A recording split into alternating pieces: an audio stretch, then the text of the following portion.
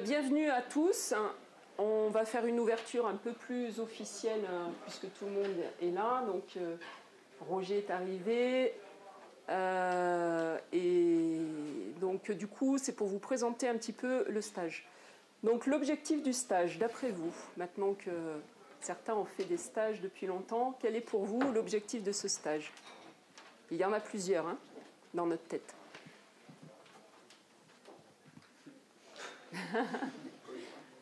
Lola? Déjà, c'est d'augmenter le volume un petit peu, vu qu'on n'a pas forcément l'habitude, avant la saison estivale, tout ça, pour nous permettre d'augmenter les kilomètres. Ouais. Premier objectif, pas forcément dans l'ordre, mais un des objectifs, c'est effectivement augmenter la quantité d'entraînement. Donc en stage, on va s'entraîner 2 fois par jour. Vous êtes cadet, junior.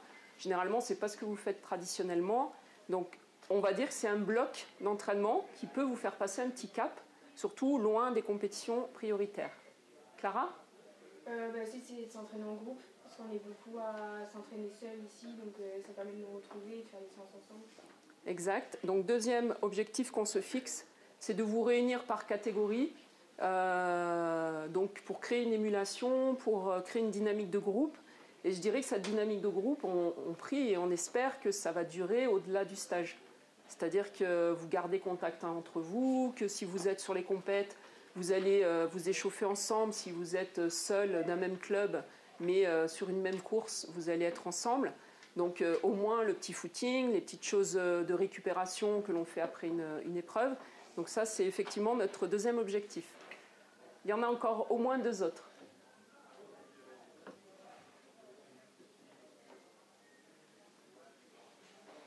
Vous voyez rien d'autre? Non? Alors, vas-y. Vas-y, Case. C'est pas apprendre à faire, je sais pas, moi, par exemple, des étirements, des abdos chez nous, par exemple, apprendre l'habitude. Exact. Donc, troisième objectif qu'on se fixe, c'est comme on est plusieurs entraîneurs, vous êtes plusieurs athlètes, il ne faut pas vous oublier vous, parce qu'à certains moments, on va vous solliciter aussi, parce que vous avez aussi des connaissances. L'idée, c'est vous donner effectivement un peu plus d'un panel d'exercices un peu plus large, dans le renforcement, dans les étirements, ou même des exemples de séances que vous n'avez pas l'habitude de faire. Et Ahmed? Je sais pas, on est un peu en attitude, ça peut peut-être améliorer l'oxygène, enfin améliorer les poumons, un truc comme ça, non? Ouais, exact. La sensibilisation, parce qu'on peut ne faire qu'une sensibilisation effectivement à l'altitude, en restant que 5 jours comme vous le faites. Il faut savoir que vous savez à quelle altitude on est d'ailleurs? Robin, tu as fait non? Je rêve. Le local de l'étape qui ne sait pas à quelle altitude le col Bayard est. 1246. Voilà, 1246 mètres, quelque chose comme ça. Ouais, si, c'est le panneau. Donc effectivement, ça c'est un objectif un peu moins prioritaire, mais c'est une sensibilisation effectivement. Quand on sait que les athlètes maintenant, notamment quand on commence à s'entraîner beaucoup, qu'on a déjà fait tout ce qu'il faut avant, le petit plus c'est de partir faire des stages plus longs et des stages plus longs en altitude, parce qu'effectivement on a un impact, je dirais avéré ou pas, suivant les athlètes, sur ces possibilités d'utilisation de l'oxygène. Ce qui est intéressant dans ce type de stage, c'est surtout l'hygiène qu'on va mettre à côté. D'accord ? C'est-à-dire que quand on part en stage en altitude, il faut qu'on soit 2 fois plus attention aux étirements, 2 fois plus attention à bien boire, 2 fois plus attention à bien dormir. Donc tout ce qu'on fait autour, on le fait mieux, ce qui fait qu'un stage de longue durée en altitude peut avoir un impact vraiment favorable pour la performance. Ici, c'est une sensibilisation, mais vous verrez que, comme je vous l'ai dit, peut-être demain, vous aurez quelques petites sensations un peu bizarres par rapport à vos sites habituels, même si Charens, c'est un petit peu moins haut. Donc à Charens, on tombe à Robin, combien? Ouais, je pense, autour de ça. Donc on est un peu... Tu confirmes? Charens, 900. Et la piste? Ouais, j'aurais dit un petit peu plus bas, 600. Mais ouais, donc malgré tout, vous n'êtes pas au niveau de la mer. Donc il y a encore un 4e objectif. Allez, je vous aide un petit peu sur les soirées, sur tout ce qui...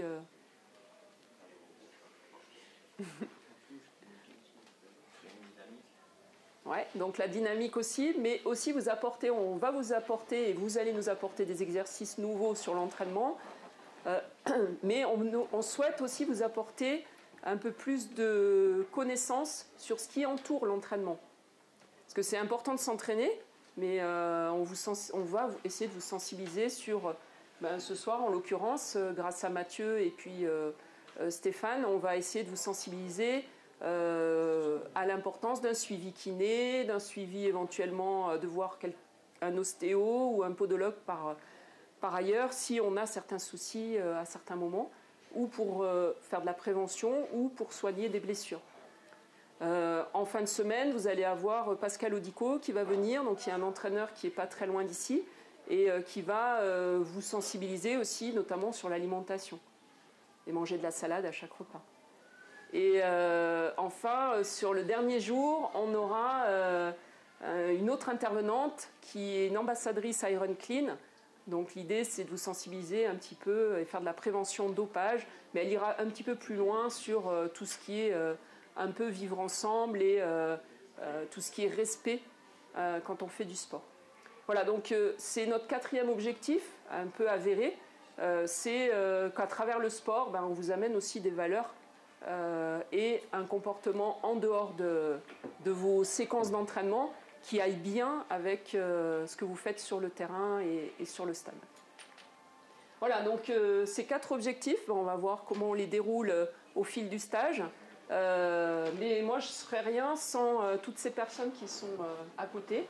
D'accord ? Donc je coordonne parce que c'est ma mission, mais grâce à Roger, Enzo et Mathieu qui vont se présenter, du coup, ce stage aura encore plus de corps parce que vous allez avoir des personnalités, vous allez voir très différentes, qui vont amener chacun dans leur domaine des choses qui peuvent être intéressantes et que vous allez pouvoir, si vous êtes à l'écoute, vous pourrez prendre ce qu'on dit la substantifique moelle, c'est-à-dire que vous pourrez choper une phrase, un conseil qui va vous aider dans votre saison et peut-être plus loin.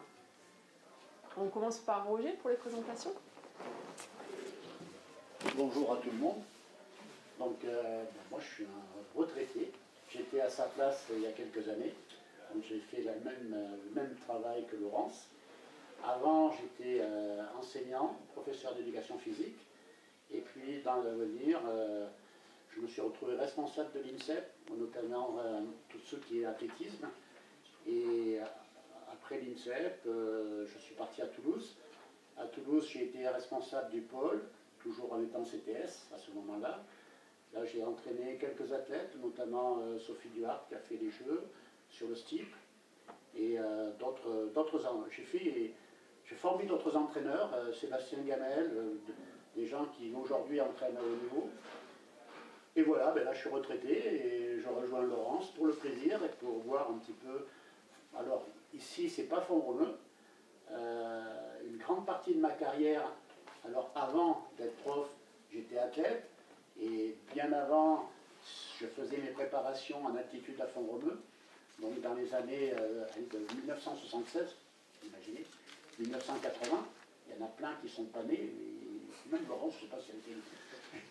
Et l'altitude, c'était une méthode très intéressante pour le haut niveau.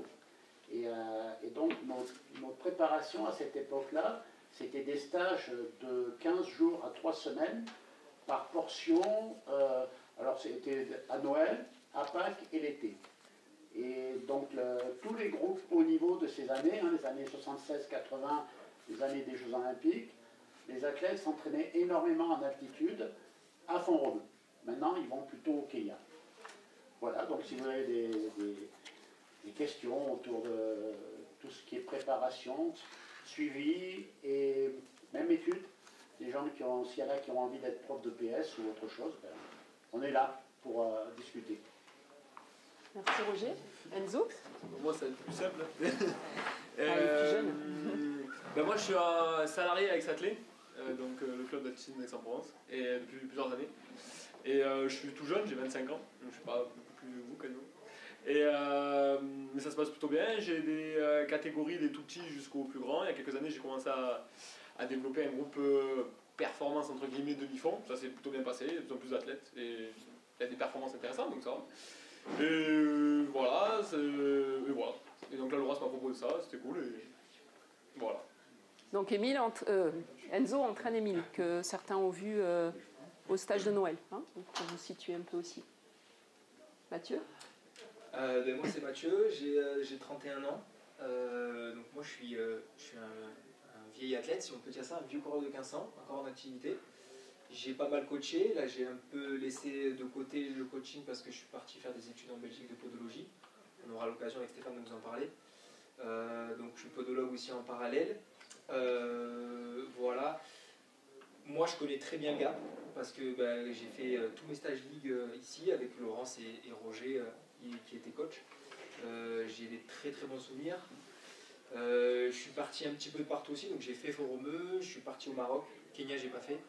Mais tout ça pour dire que Gap, pour moi, c'est un petit peu plus bonne altitude, mais c'est pas moins bien. Donc vraiment profiter du cadre qu'on a ici, parce que franchement, j'en parle souvent avec Laurence, je trouve que Gap est un peu sous-estimé en termes de lieu d'entraînement, surtout quand on n'a pas 3 semaines, parce que bon, partir en stage 3 semaines, il faut pouvoir le faire. On n'a pas toujours les possibilités de le faire, donc voilà, si on peut partir que 10 jours, Gap c'est idéal et c'est plus intéressant de partir 10 jours à Gap que 10 jours à Fort-Romeu, à mon sens. Voilà, et après profiter de la qualité de l'encadrement, Laurence et Roger, moi je sais que je les avais quand j'avais entre 15 et 16 ans quand j'étais ici, donc ça remonte à plus de 10 ans et voilà, je garde vraiment de très bons souvenirs. C'est eux qui m'ont formé en tant que coach parce que j'ai fait mon BE avec eux et Laurence ma coach depuis 10 ans, donc voilà, c'est vraiment des coachs de qualité, donc profiter de chaque instant et essayer de poser un maximum de questions parce que parfois on n'ose pas, mais franchement n'hésitez pas parce que c'est des gens qui sont très ouverts et qui vont vous apporter beaucoup, je pense, comme ils ont apporté beaucoup à ma génération et donc voilà, n'hésitez pas, franchement n'hésitez pas et profitez parce que voilà, on est là que quelques jours, ça va passer vite, donc profitez. Merci. Alors je finis la présentation par une personne que vous avez vue arriver au moment du repas peut-être, qui est Yves. Voilà, donc Yves, si tu peux venir devant la caméra. Bonjour, j'en connais certains, d'autres pas du tout. Donc moi je suis salarié de la Ligue et à la Ligue avec Jean-François Rouillet, donc le président, on essaie de développer depuis quelques temps la communication. Alors cette communication, c'est la vôtre. On a développé une chaîne YouTube, on a développé un site internet et Instagram et tout ça quoi. Et en fait, on essaie de capturer vos moments pour que vous puissiez vous montrer à votre famille, à vos collègues, à vos entraîneurs, dans quel cadre vous évoluez. Et on a trouvé également que ce que vous réalisez, c'était quelque chose qu'il fallait qu'on montre. Donc c'est votre outil aussi. C'est notre outil pour montrer ce qu'on fait, mais c'est aussi le vôtre. Je rebondis pour dire que du coup, on sait que vous avez tous des téléphones portables, que vous êtes assez friands parfois de faire des photos. Si vous avez envie de nous communiquer des photos qu'on intègre dans nos reportages, vous allez pouvoir le faire. On va créer un groupe WhatsApp spécial pour ce stage-là qui s'appellera Communication, stage Gap.com. Et si vous avez des photos que vous avez envie qu'elles apparaissent, vous allez pouvoir nous les transmettre. Vous avez des questions? Non? Merci Yves. Merci Yves. Alors il y a 2 personnes également qui seront associées à nous, même s'ils sont de manière indépendante par rapport à l'hébergement. C'est Stéphane et Sophie que vous avez peut-être vu. Donc Sophie est athlète, elle a fait championnat d'Europe de cross. Elle vient de l'Est et donc du coup elle va courir avec vous, avec peut-être parfois les garçons sur certaines séances, mais voilà, les filles vous allez aussi vous accrocher, en profiter. Et puis Stéphane qui est plutôt triathlète mais qui fera aussi certaines sessions avec vous, et Mathieu qui va courir aussi, donc du coup ça va mettre un petit peu d'émulation aussi sur les séances. Alors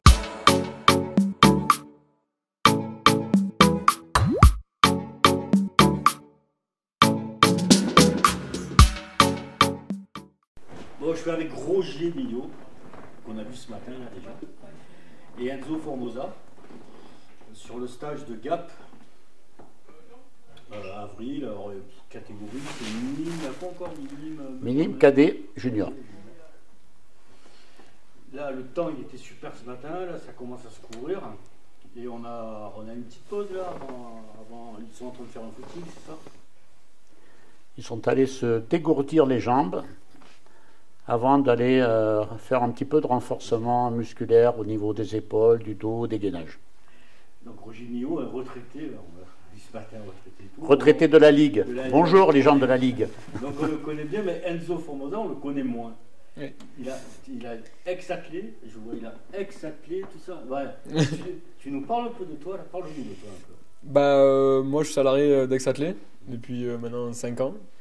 Et j'entraîne des tout petits, des babies jusqu'aux adultes hors stade, loisirs. Et à quelques années, j'ai commencé à avoir des athlètes d'un demi-fond. Et ça a plutôt bien fonctionné. Donc voilà, le groupe s'est un peu développé etc., au fil des années. Et là, Laurence m'a demandé de venir intervenir au stage. Donc j'ai dit oui avec plaisir. Mais, comment tu la connaissais, Laurence? Ces passerelles, elles sont faites comment entre le club? Au début, j'ai fait des formations fédérales, donc j'ai commencé à la connaître par là. Et derrière, j'ai eu des athlètes qui ont été pris sur liste ministérielle, des suivis régionales. Et donc après, elle a commencé à m'envoyer des mails et tout. Et voilà, au fur et à mesure, on a commencé à se connaître. Il y a eu des visios pendant le confinement aussi. Voilà, et voilà, le contact s'est fait comme ça, naturellement. D'accord. Bon, comment ça se passe depuis mardi donc alors, vas-y, c'est quoi le cadre du stage là? Bah, là, le but, c'est d'avoir des cadets. Donc là, c'est plutôt des cadets, donc on encadre. Les minimes sont arrivés un peu plus tard. Et donc en fait, là, ils ont à peu près 2 entraînements par jour, un le matin et un l'après-midi. Et de leur amener des connaissances et de leur faire un travail en commun sur le demi-fond, quoi. Donc avec des séances comme ce matin, fartlek en nature, voilà, avec des groupes de niveau. Et des groupes selon aussi leur qualité et ce qu'ils préparent en fin d'année. Ouais. Donc voilà. Ça leur apporte beaucoup ce regroupement, ce stage Bah, je pense que oui, ça leur apporte surtout au niveau connaissance. Il y a des fois des choses qu'ils n'apprennent pas, des fois avec leur groupe d'entraînement, que là, ça leur permet de voir d'autres choses, par exemple comme la technique de course, etc. Et aussi d'avoir une autre vision de d'autres entraîneurs, comme Roger ou Laurence, par exemple, qui vont leur dire d'autres choses, qui vont leur apprendre d'autres choses. Donc voilà, et aussi même être ensemble, je pense que c'est intéressant. De faire des séances en commun, d'avoir des athlètes aussi des fois de son propre niveau, de son même âge aussi, du même âge pardon. Et donc ça leur permet aussi de les tirer un peu vers le haut. Chaque génération, souvent d'athlètes ont commencé comme ça et ils sont restés amis par la suite, etc. quoi. Donc c'est juste intéressant. Pour les athlètes, bénéfice pour les coachs aussi. Ouais. C'est ce que là, ouais. Côtoyer un Roger Millot par exemple. Ah bah côtoyer Roger Millot, Laurence Vivier ou même Mathieu qui est au stage. Moi, en tant que jeune entraîneur, je trouve ça trop bien. Faut dire ce qu'il est, c'est des échanges d'expérience. Échanges d'expérience, c'est ce qui est intéressant, c'est que bon, on a tous un passé, d'autres plus ou moins intéressants, mais les petits jeunes, et là, il faut qu'ils voient comment on arrive là, par où on est passé, et puis des fois c'est bien, des fois c'est pas bien. En fait, on en tire toujours des conséquences. Comment ça? Tu veux dire quoi là? Des fois on a des préparations qui sont positives, mais ça ne marche pas tout le temps. Il y a des fois où on se plante. Il faut s'adapter, tu me parles de nécessité d'adaptation Oui, dans les connaissances de l'entraînement. La connaissance de l'entraînement, elle évolue d'année en année. Il y a plein de choses qui arrivent. Là, leur téléphone, leur entraînement, ils arrivent dans la voiture, ils ont déjà leur entraînement sur leur téléphone. Je ne sais pas ce que ça veut dire. Question, je leur pose, mais le téléphone, il va vous dire combien vous allez faire cette année. Et ils me disent 4-5. Je dis, ça m'étonnerait. Donc voilà, cette technologie, la technologie des chaussures. Ouais, c'est ce que j'allais te dire. Maintenant, il y a les nouvelles chaussures. Voilà. Alors moi, quand je leur demande courir sur de la pelouse, aller courir sur du sol dur, aller courir en zigzag, mais aujourd'hui, ils courent avec des chaussures à 300 € la chaussure. Donc, on se dépasse. Ça nous dépasse. Donc, d'un côté, moi, j'observe, j'apprends, je regarde, j'en tire quelques conclusions des fois, et eux, bah, ils utilisent leurs outils. Et toi, tu es dedans, cette technologie-là. Ah ouais, bah clairement, nous, la génération, on connaît tout ça, quoi. Donc, les montres connectées, etc. Même si, là, en tant qu'entraîneur, par rapport à mon expérience, ma petite expérience en tout cas, je trouve que les athlètes, maintenant, ils sont trop sur à regarder leur montre, à regarder leur GPS, à regarder, mais là, j'analyse, etc. Courir aux sensations. Les sensations, à l'époque, les gens, ils prenaient une montre ou pas, ils couraient, et ils aimaient ça, en fait. Et maintenant, on est trop sur les GPS, à regarder exactement notre cadence, notre ci, notre là. Donc, je pense que courir aux sensations, c'est important. Hein. Prendre du plaisir. Le petit mot important, quoi. Lâchez vos montres et écoutez vos corps, c'est ça? Ah oui, enfin, moi, c'est mon point de vue. Après, je sais pas si c'est le point de vue de Roger, je pense qu'aussi. C'est un peu ça, lâchez vos montres. Mais c'est parce que c'est vrai, moi, je parcours en tant qu'observateur ou spectateur de running. Sur les départs, c'est la montre, quoi. C'est la montre, le cardio, le ci, le là. Et pourtant, sur le running, c'est de la sensation aussi. Hein, dans les formations, parce que bon, maintenant j'en fais plus, mais j'en ai fait longtemps, un entraîneur qui entraîne un jeune athlète, je le regarde et je lui demande le temps du 200 mètres, par exemple, de cet athlète, avant qu'il regarde le chrono. Ah oui, ouais, c'est ça. Et ensuite, je demande à cet entraîneur de demander aussi le temps à l'athlète. C'est-à-dire que à notre époque, on était capable de s'entraîner au 10e près. Au 10e près. Des 200, des 300, des 400, on pouvait les enchaîner. On savait quand est-ce que la fatigue arrivait. Donc on était conscient exactement à la fois de notre fréquence, à la fois de notre amplitude et de nos sensations. Et aujourd'hui, un entraîneur, dans une compétition, doit savoir exactement si dans un 800, son athlète est parti un peu trop vite au 200, un peu trop vite au 150, être capable à un moment donné d'analyser ou de donner les informations le plus tôt possible dans la compétition. Donc je dis toujours, les entraîneurs que j'ai formés, la première chose que je mets en place, c'est la vision, c'est la caméra dans les yeux. Être capable de regarder, d'analyser, de comprendre. Et de savoir à quoi ça correspond sur la main. Ouais, mais je suis d'accord avec toi, mais je suis sûr que même si un accessoire, toutes les technologies qu'on peut avoir et tout, in fine, sur le stade avec son athlète, c'est ça qui se passe. Au bout du compte, il y a aussi ça qui se passe. Entre un coach et un athlète, s'il n'y a pas une symbiose comme ça, s'il n'y a pas un ressenti mutuel, à mon avis, c'est compliqué, quoi. On ne peut pas mettre de la technologie partout, et notamment dans ce qu'on peut ressentir. Les groupes que tu as, toi, Enzo, ça marche. Ça marche beaucoup entre la relation entre l'athlète et l'entraîneur. Je pense que si l'athlète ne croit pas en ce que tu fais, c'est compliqué derrière, quoi. Enfin, c'est compliqué de progresser, c'est compliqué parce que lui va toujours dire ce que je fais c'est pas bien, donc ça sert à rien de faire ça. Donc si après l'athlète croit en toi, ou en tout cas il aime ce que tu proposes, etc., déjà il se sentira mieux, et après la relation se fait, en fait. Et la relation, sur ça, par rapport à ça, j'ai souvent eu une bonne relation avec les athlètes, un peu tous les athlètes que j'ai eu, donc ça a souvent bien marché par rapport à ça. Et ouais, le contact humain, c'est quand même notre taf, notre travail à la base, donc contact, confiance, contact humain, ça se numérise pas, ça, on n'a pas réussi à numériser ce genre de truc encore. J'espère pas qu'on va réussir. Sinon, on entraîne de l'humain. Okay. Bon, ben alors, comment vous avez perçu nos petits athlètes ce matin là? Parce que ça a été... Hier, il y a eu un exercice sur le stade. Aujourd'hui, c'était un entraînement, j'imagine, un peu plus sérieux, un peu plus poussé. Comment vous les avez sentis, les athlètes, Roger? Plutôt bien. D'abord, c'était plat, c'était bien.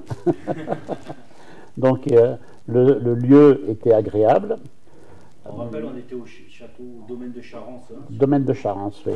Autour d'un petit étang, enfin, qui ressemble à un étang. Le parcours était joli, il y avait pas trop, il faisait bon, il n'y avait pas trop de vent, il faisait pas trop froid, les conditions étaient bonnes, le lieu était bien. Un seul petit souci, peut-être la qualité du sol, qui était un peu gravillonneux, un petit peu plein de gravier, qui provoquait un petit peu des perturbations dans la foulée. À part ça, le secteur, c'était un secteur purement aérobie, ce qu'on appelle puissance aérobie, c'est-à-dire fréquence cardiaque haute et récupération tout le temps sur ce qu'on a dit, hein, sur du Fartlek, plutôt bien passé. Plutôt bien passé. Un petit un ou deux qui se retrouvaient un petit peu en difficulté dans le temps de travail, mais le reste du temps, ça s'est bien passé. Ils ont suivi, je les ai vus engager, Enzo, parce que tu courais toi en même temps, moi je les ai trouvés engagés. Les coachs aussi, je les ai trouvés engagés parce qu'il y en a qui vont vite, hein, ils ont des foulées assez incroyables. Ça a été dur ce matin? Ben ouais, ça a été dur, ça fait 4 mois que je cours pas, donc ça a été dur. Hein. Moi j'étais avec. Ouais, c'est une bonne reprise, moi j'étais avec plutôt les fartlek court filles, celles qui faisaient le fartlek court. Il n'y en avait que 3. Mais pareil, c'est très très bien passé. Elles sont parties quand même. On est parti un peu vite. Mais après, elles ont bien tenu, elles ont réussi à bien s'oxygéner durant la récup. Donc voilà, ça a bien marché. Des fois, un petit peu un manque de relâchement techniquement, mais voilà, ça travaille. Et franchement, elles étaient bien motivées. Un bon petit niveau. Alors ce soir, il y a des interventions, intervention de Mathieu, ostéopathie, tout ça. Kiné, ostéopathe. C'est quoi le programme après jeudi, vendredi? Vous l'avez en tête? Oui, vendredi, il y a ce qu'on appelle une séance piste. Alors, plutôt spécifique, c'est-à-dire qu'on a des gens qui sont des coureurs 400-800, des 800-1500, et puis 3000 et steeple, voire 5000. Donc, on ne peut pas donner la même séance à tout le monde. Donc, on partitionne par catégorie. Donc, il y aura une séance 400-800 qui sera plutôt les coureurs garçons et un peu rapide. Et puis, une autre séance qui sera 800-1500 et une autre séance qui sera 3000-5000. Donc là, notre but, c'est d'être assez précis et compétent au niveau du chrono pour pouvoir tout chronométrer et pouvoir redonner après les temps à chaque athlète. Voilà. Et la difficulté se trouve là-dedans. C'est que quand on est 30 sur un stade, on ne sait pas qui part à quel moment, donc il faut être vigilant sur ça. Il faut être organisé entre nous pour savoir, toi tu prends lui, moi je prends lui. Ça se fait sur le stade Agathe, ouais, ça, hein? Ouais. Donc c'est le moment où, en tant que cadre, que ce soit Laurence ou les autres, hein, notre travail est de récupérer des données, analyser ces données et puis les exploiter après. Okay. Bon, belle fin de stage en perspective. Merci. Merci Enzo, merci Roger. De rien. Merci. À très vite.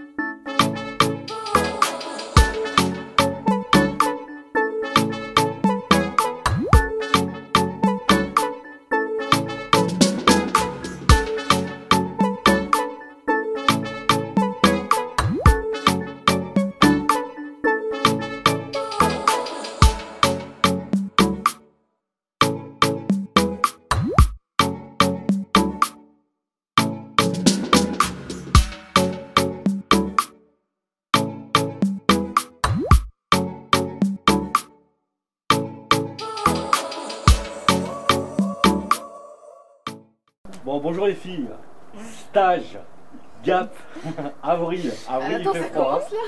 Je sais pas, on verra, je peux couper, je peux remettre. Mais... Ah, c'est bien ça. Donc stage, Gap, avril. Donc avec plein de soleil. Non, mais ça c'est couvert. Hein. Oui, là, oui. Comment vous allez toutes les trois? Ça va, hein? Oui, ça va. Donc, alors ce matin, on est mercredi. On est mercredi aujourd'hui. Ce matin, vous avez fait un bel entraînement. Ouais. Vous allez me dire vos prénoms, vos noms, prénoms et dans quel club vous êtes. On commence par la première. Là. Alors moi je m'appelle Lucie Beaucourt et je suis à la CECAN, j'ai 16 ans. 16 ans. C'est quelle catégorie ça? Je suis en cadet. Cadette. Moi c'est Margot Botagizi, je suis à Hier, dans le club de Hier, et je suis en cadette première année aussi. C'est ça. Ouais, c'est toi qui m'avais dit, ouais, j'aime pas parler à la caméra, fait qu'avait dit à Yannick. Ouais, non. C'est ça. Mais tu as vu, j'ai réussi à t'avoir là, quand même. Hein. C'est pas tous les jours. Parce Hein. que Yannick qui m'a dit, ouais, c'est une flèche et tout, c'est vraiment l'étoile qui monte. Ça serait bien que tu l'interviewes. Voilà. Alors, à toi. Moi je m'appelle Ilona Mouchen, je suis à l'ASCO Sainte-Marguerite à Marseille et j'ai 16 ans, bientôt 17 et je suis en cadette deuxième année. Cadette deuxième année. Ouais. Donc qu'est-ce que vous voulez... Alors non, on va parler des peu. C'est quoi vos spécialités, vos perfs et qu'est-ce que vous êtes venu trouver ici quoi, à travers ce stage? Allez, commence. Moi, bah oui, t'allais parler là, vas-y. Et non, moi j'aimerais bien faire 800-1500 cette année sur piste. Et on verra ce que ça donne. Déjà sur 800, mon record personnel c'est 2,21. Et sur 1500 c'est 4,58. J'aimerais bien faire 4,50 au 1500 cette année. Ce serait déjà pas mal et voilà. T'as fait quoi? T'as fait les crosses, t'as fait Carpentras, Serre et oui, bah alors Carpentras j'ai gagné à Carpentras, à Serre j'ai fini 4e et aux France j'ai fait 93, ouais j'étais vraiment pas bien. Ouais. Et c'est pas grave. C'est une expérience? Oui. Bon. Oui, c'était bien. Tu prends le relais? Ouais, bah alors moi aussi je fais la saison de cross, je pense que c'est ce que je préfère. Et à Carpentras j'ai fait 4e, à Serre j'ai fait 2e et au France j'ai fait 37e. Ouais, tu cartonnes hein toi. Mais parce que... Bah, les Françaises ont bien passé quoi. Ça fait tellement longtemps que tu fais de l'athlé. C'est vrai que ça fait que 3 mois. Ah mais ça 3 mois que tu fais de l'athlé. Ça fait depuis janvier que je fais de l'athlé et bah, ça se passe bien. J'aime bien le cross et là sur piste je vais faire 1500 mètres et 800 mètres mais j'ai pas d'objectif. J'ai pas d'objectif, je veux juste travailler ma vitesse en fait. Endurance, vitesse bah, vraiment la vitesse parce que je pense que c'est ce qu'il faut que je travaille en ce moment. Du coup, bah, comme je commence, faut d'abord préparer les bases et après je peux.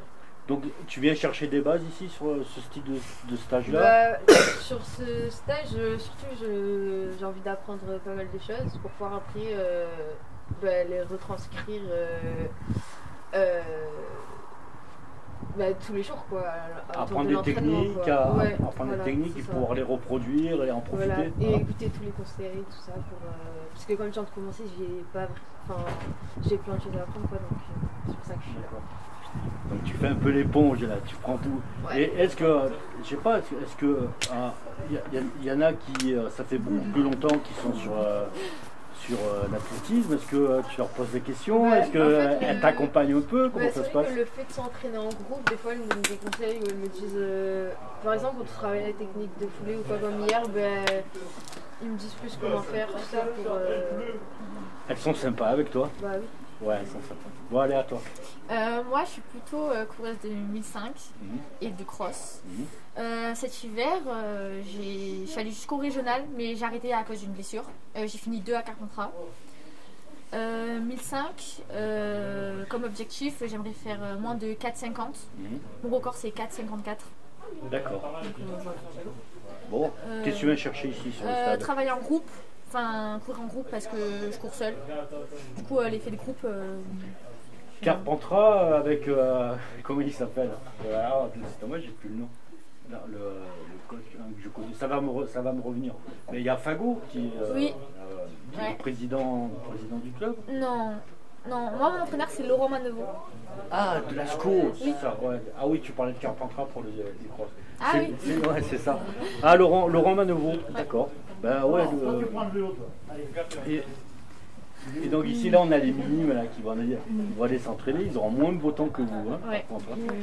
Et du coup, ouais, vous savez qu'il y a un 5 km ou un championnat de France de 5 km qui se prépare. Vous allez toutes vous inscrire Non, comment ça va se passer? je sais pas. Ah, Je me suis pas préparée à ça. c'est en septembre. C'est sur route? Bah oui. Ouais, c'est sur route. En vrai, pour le fun, peut-être? Ouais. Ça fait un petit entraînement. En vrai, ouais. C'est sympa. En fait, comment ça va se passer? Il y a les championnats à Albi, hein, championnat de France de cross à octobre, hein, peut-être, je sais pas 16 quand. octobre. Ensuite, il y a la demi-finale en septembre. Pardon. 5 km running. En Oui. fait. 5 km running, ça sera sûrement en octobre, les championnats de France. Il y a en septembre, il y a la demi-finale. Et avant, on a les tours préliminaires. Donc il faudra passer par les tours préliminaires pour pouvoir être qualifié à la demi-finale. Et ensuite pouvoir atteindre les France. Les France de 5 km. Et vous avez vu les minima? C'est largement atteignable. Non, c'est combien? C'est Moi, 22, 23 pour nous. Ah ouais. Largement atteignable. Ça va. Vous y êtes déjà. Donc oui, ça peut faire un entraînement sympa. Oui. Ah ouais, pas mal. C'est où? Albi. Non mais. Ouais, la demi-finale, je pense que la demi-finale, on est en train de chercher le point de chute pour la demi-finale. Il y a de fortes chances, à mon avis. Alors s'il y a un scoop, il ne faudra pas le dire. Hein. Ouais. Peut-être à Aubagne. Ah, Sympa. ouais. Et c'est plutôt plat? Bah Ah, oui. le 5 km Mais non, mais labellisé je sais running, pas, c'est que peut-être, plat. Bah ouais, mais running, la route, c'est pas tout en plat. Ouais, alors si c'est labellisé, oui, du coup. Ah ouais? Ouais, si c'est une distance labellisée, comme le 5, le 10, le semi ou le marathon, il n'y a pas de dénivelé parce il y a une tolérance assez réduite et c'est vraiment des mesurages très très précis. Ok. Donc voilà, le 5 km, je vous attendrai toutes là-bas. Autre chose à rajouter un peu avec ce froid là? Je sais qu'il fait froid, que j'aimerais qu'il y ait du soleil. Donc là, vous allez faire un petit footing, c'est ça? Oui, 20 Bon. minutes. Bon petit footing alors. Mais merci. Merci beaucoup. Ouais.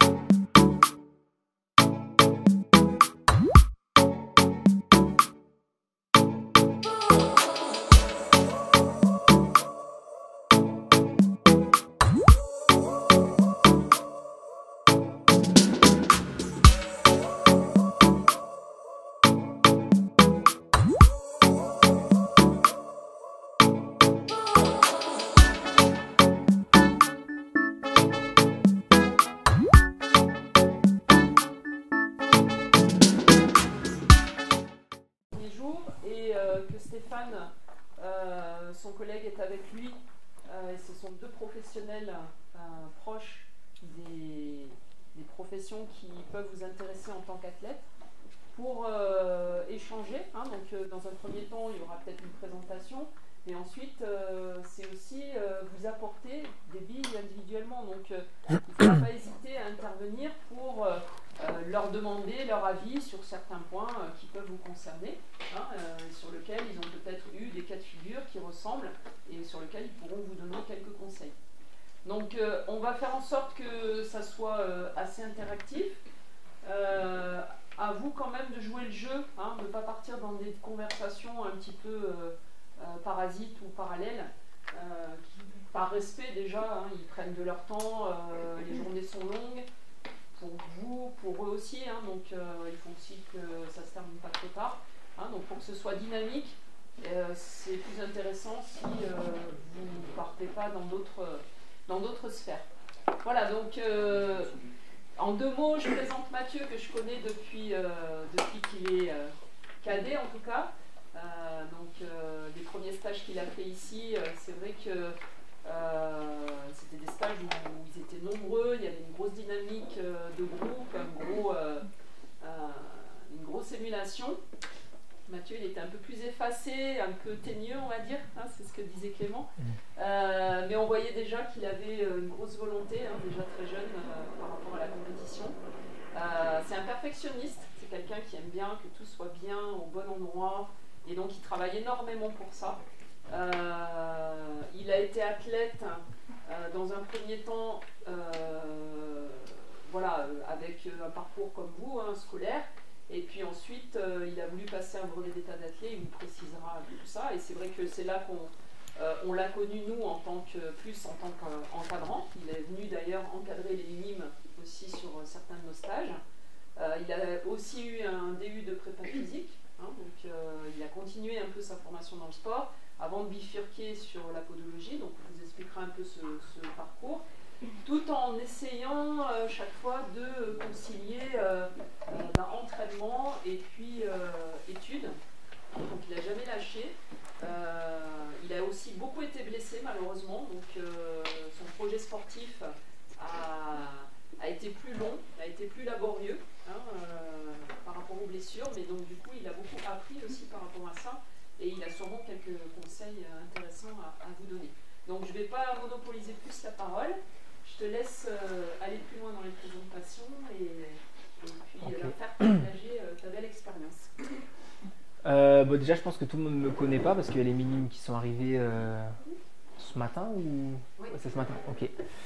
Donc, bon, voilà, moi je suis un athlète niçois. Donc, je suis au club du Nice Côte d'Azur et je suis particulièrement coureur de 800-1500, plutôt 1500 quand même, depuis maintenant 7-8 ans. J'ai commencé les stages, comme disait Laurence, les stages Ligue, j'avais à peu près votre âge, hein, j'étais cadet. Donc c'est-à-dire que j'ai fait jusque dernière année espoir, donc j'ai fait quand même beaucoup de stages comme vous le faites là aujourd'hui. Aujourd'hui j'ai 31 ans, donc je fais toujours de l'athlé. Donc comme quoi c'est pas un sport que de jeunes et qu'on peut, on peut s'épanouir sur une bonne longévité. Tout en menant différents projets comme Laurence l'a souligné. Voilà, il y a l'athlé, si vous êtes là, c'est que vous avez tous une démarche, on ne va pas parler de démarche professionnelle, mais de démarche de compétition et une démarche proche d'une démarche de haut niveau en tout cas, parce que voilà, on est en stage, on s'entraîne 2 fois par jour, donc dans votre idée, peut-être que vous voulez aller faire des perfs, aller faire des sélections, donc moi, c'est dans cette démarche-là que j'ai commencé aussi à faire les stages parce que j'étais passionné et que voilà, quand on fait 2-3 podiums, on gagne des crosses, les départementaux, les régionaux, on fait un podium aux inter. Donc voilà, on a envie d'aller à chaque fois un peu plus loin. Donc moi, c'est ce que j'ai voulu faire quand j'étais cadet. Ça s'est plutôt bien passé mes années jeunes jusqu'à ce que voilà, j'ai eu des petits pépins physiques aussi qui m'ont freiné. Voilà, moi ce que j'ai envie qu'on fasse ici, c'est pas forcément qu'on parle de moi ou de mes perfs ou de mon vécu d'athlète, même si voilà, si vous avez des questions, n'hésitez pas, on peut aborder différentes choses. J'ai fait pas mal de stages, un peu de partout, j'ai fait à Gap, j'ai fait Font-Romeu, je suis parti au Maroc, donc voilà, j'ai différentes expériences à proposer. Moi, ce que je voulais vous faire part aussi aujourd'hui, c'est le double projet entre guillemets que j'ai mené en tant qu'athlète, où je suis arrivé à une période de ma vie où j'avais 24 ans, où il fallait faire un choix entre guillemets, soit de tout miser sur l'athlétisme, tout sur l'entraînement, parce que à un moment donné, il y a un cap à franchir, et que ce cap-là, pour le franchir, il fallait s'investir 2 fois plus. Ou alors faire le choix d'avoir un double projet, de s'assurer quelque chose à côté, un avenir, sans forcément comment dire, tout délaisser à côté, parce qu'aujourd'hui il y en a beaucoup qui font le choix de tout miser sur l'athlé, et à côté qui délaissent les études, qui délaissent un petit peu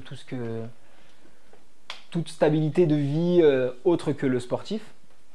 Donc moi voilà, je suis arrivé à une période de ma vie à 24 ans où j'ai dû faire un choix. Soit je basculais complètement dans le haut niveau pour essayer de faire les perfs que je voulais faire, sachant que voilà, moi en espoir, pour vous donner un peu une idée, j'étais entre 2 chaises, quoi. J'étais entre le haut niveau et les gens un peu moins bons, donc j'étais vraiment entre cette limite.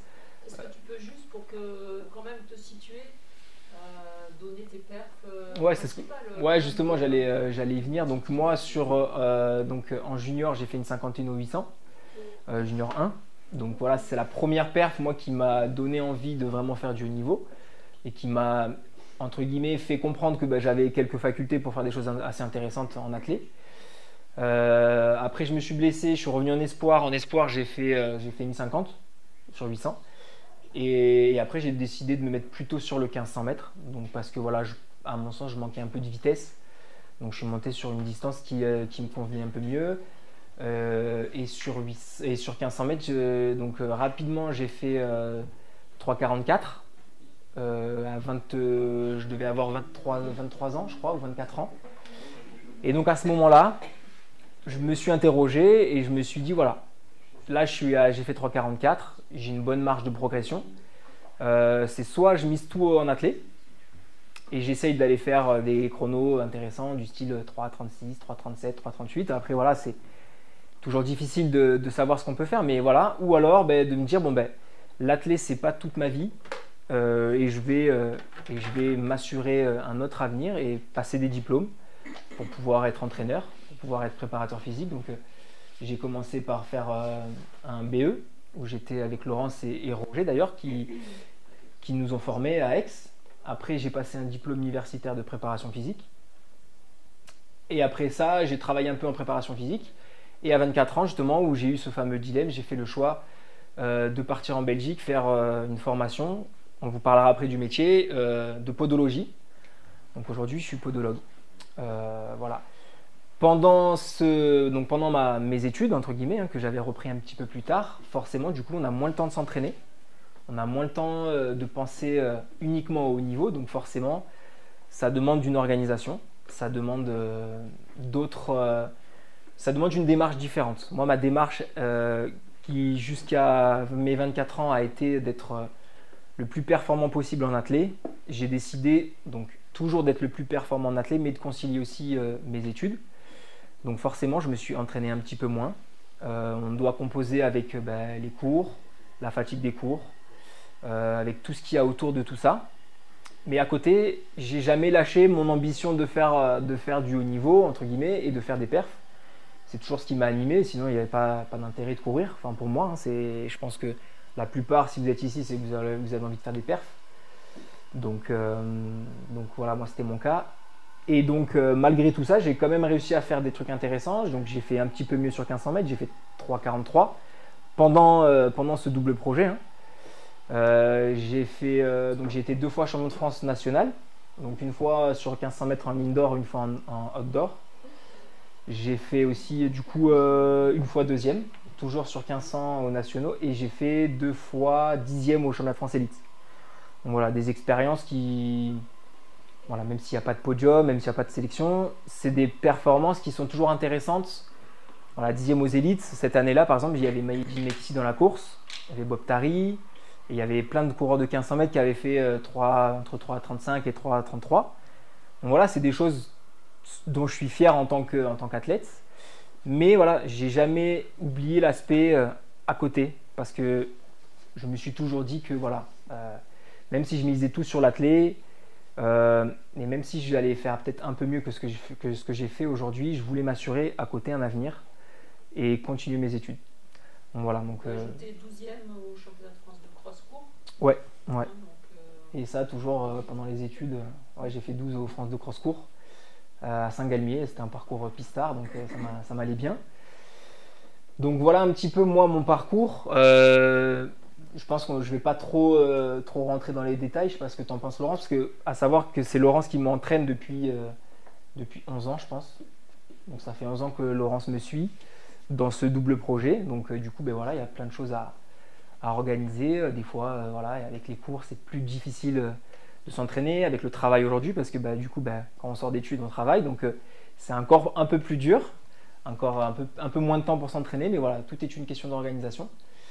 L'organisation et d'optimiser, c'est-à-dire qu'on peut ne pas s'entraîner énormément si on gère bien, et surtout si c'est pour ça que je vous parlais de d'aller-retour entre vos sensations, vos impressions, parce que ça va être utile à l'entraîneur. L'entraîneur, si vous voulez qu'il soit le plus pertinent possible avec vous, il faut qu'il s'appuie sur ce que vous faites à l'entraînement et ce qui marche moins bien, sur vos fatigues, sur vos blessures, vos bobos.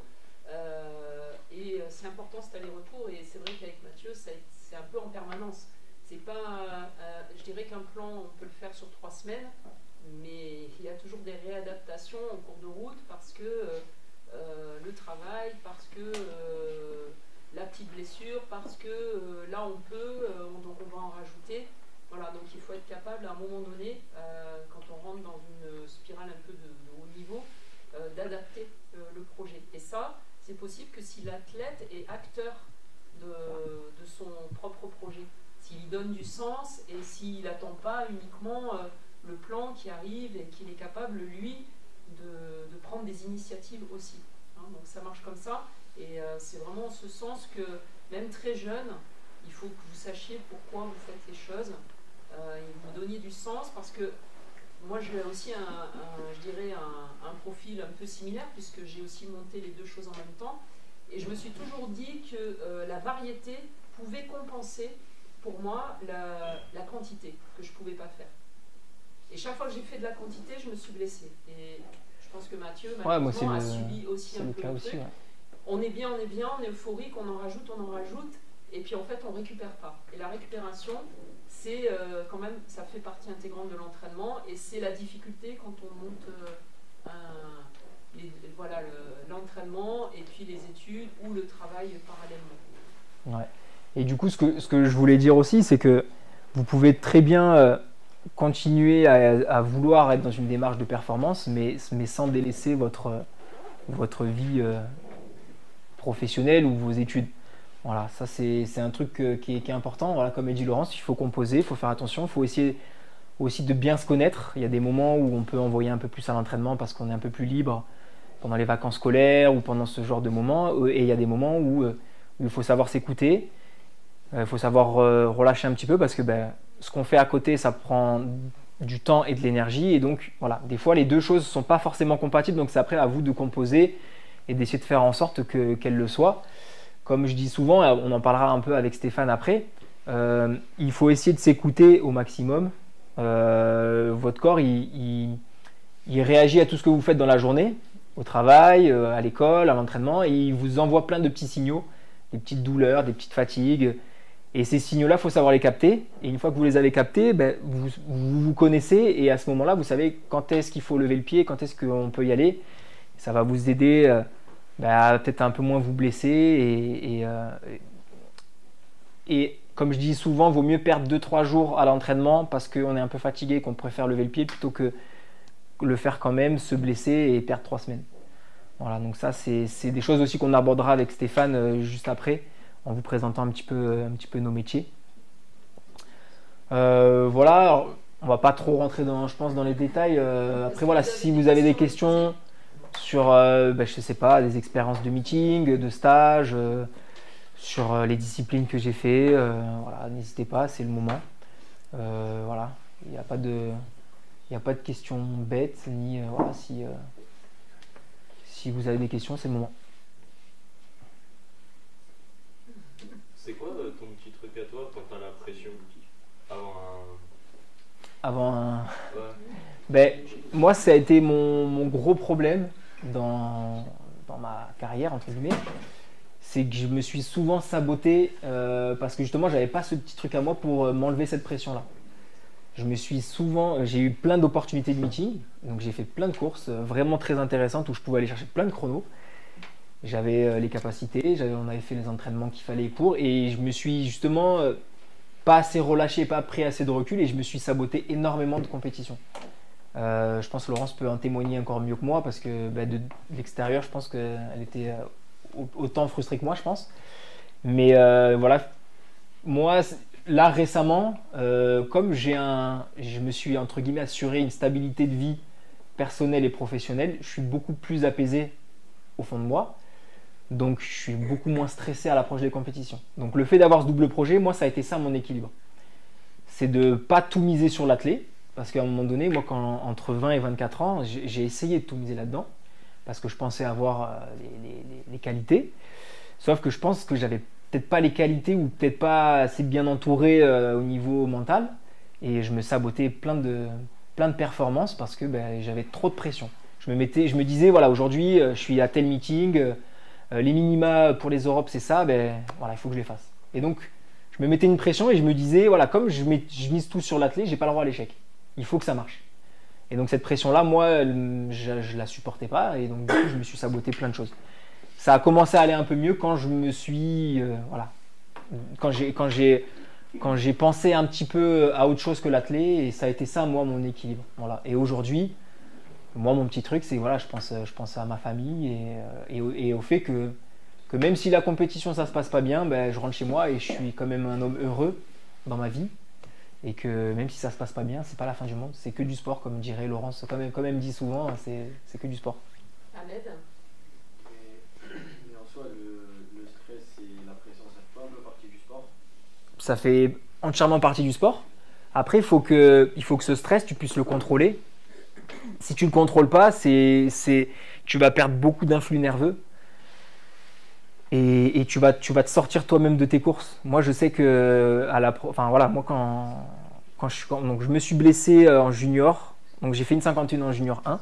À l'époque, les chronos, aujourd'hui, je crois une 51 en junior, c'est un bon chrono, mais c'est pas non plus stratosphérique. À l'époque, moi, quand j'ai fait ça, j'étais troisième au bilan, j'étais troisième de ma génération.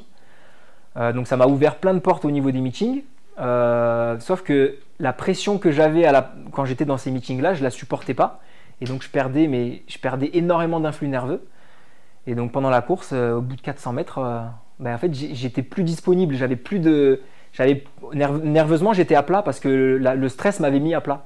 Donc quand tu es à plat et que tu n'as pas d'énergie, le dernier tour, tu comprends pas ce qui se passe et tu as beau essayer d'y aller, tu n'as pas l'énergie. Donc le stress, oui, il fait partie de l'athlé, il fait partie du sport et encore plus du sport de haut niveau.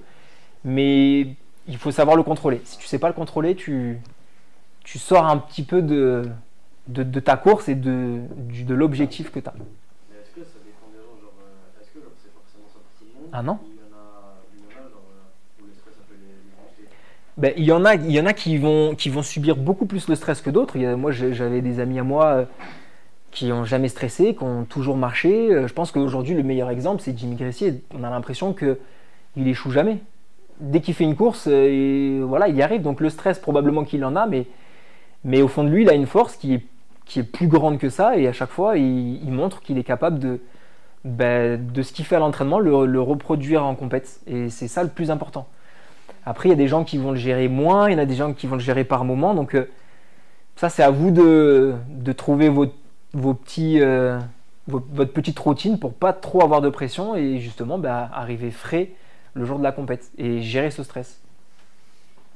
Ahmed, tu as complètement raison, c'est vraiment très individuel. Il y a des gens naturellement, ils vont savoir le stress, comme on parle de stress positif, c'est-à-dire qu'on déclenche un certain nombre de réactions hormonales qui fait qu'on est plus performant qu'à l'entraînement.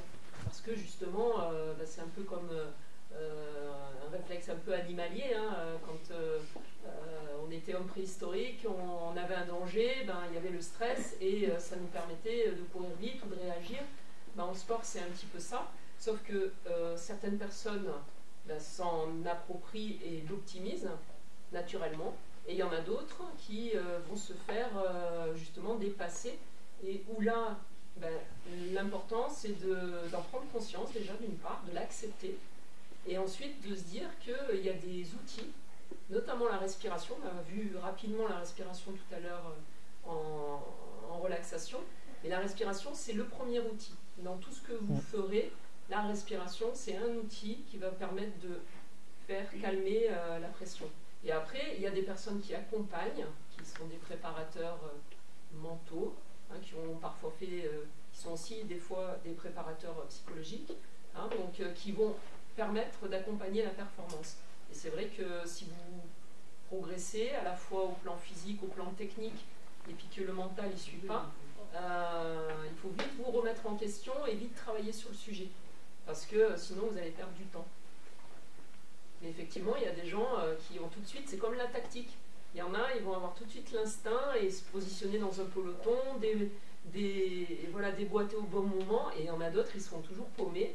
Et si on ne leur met pas X vidéos, si on ne fait pas des simulations à l'entraînement, etc., ils seront toujours un peu perdus. Donc voilà. À vous de voir un peu vos points forts et les points faibles, il faut peut-être un peu rapidement vous dire qu'est-ce que je peux faire pour faire mieux l'année d'après et avec qui. Parce que l'entraîneur n'est pas toujours le meilleure personne aussi dans le domaine de la préparation mentale. Un entraîneur, par exemple, qui stresse énormément, peut vous transmettre son stress et au final, vous allez pas forcément être dans un état psychologique idéal pour la perf. C'est un exemple. Ouais. Mais c'est vous-même qui vous mettiez ce stress ou... Ouais, c'est moi-même parce que moi j'étais dans une démarche. Ouais, je voulais trop bien faire. Et puis je voulais surtout me montrer ce que j'étais capable de faire parce que je faisais des très bonnes séances. Donc j'étais pour moi capable de faire des très belles perfs. Donc je me mettais cette pression et le fait de me dire que j'avais un peu tout consacré et tout fait autour de l'athlé, ben, je me donnais pas le droit à l'échec. Donc je me disais voilà, aujourd'hui c'est maintenant. Voilà. Il faut le faire, il faut être fort, il faut être présent et t'as pas d'autre issue. Donc c'est moi-même qui me mettais ce stress que j'arrivais pas à trouver le bon curseur. Mais est-ce que le fait justement de se mettre trop de stress, au final, ça peut nous entraver aussi on se dit qu'on veut trop bien faire et au final, des fois ça sert à rien de se mettre trop de stress parce qu'on pourrait faire mieux si on s'en mettait pas. Complètement. Je pense qu'il faut avoir une certaine décontraction à l'approche des compétitions. Quand tu es trop stressé, que tu es trop contracté, musculairement tu es tout tendu, donc c'est quelque chose, ton corps il réagit à tout ça et il utilise de l'énergie que tu dois garder pour la compète. Donc c'est sûr qu'arriver avec une certaine décontraction en compète, c'est beaucoup plus intéressant que d'arriver avec le stress et de se dire, de s'auto-interdire à l'échec. C'est ça, moi, qui m'a, je pense, privé de encore plus de perfs. Ce qui peut expliquer le stress, c'est ce qu'on peut appeler le bavardage mental. Les athlètes qui se posent trop de questions, qui sont vraiment dans le mental, trop cérébral, ont beaucoup plus de difficultés que des athlètes. Un Jimmy Gressier, par exemple, il ne se pose pas autant de questions que Mathieu, ça c'est clair. Ouais, c'est sûr.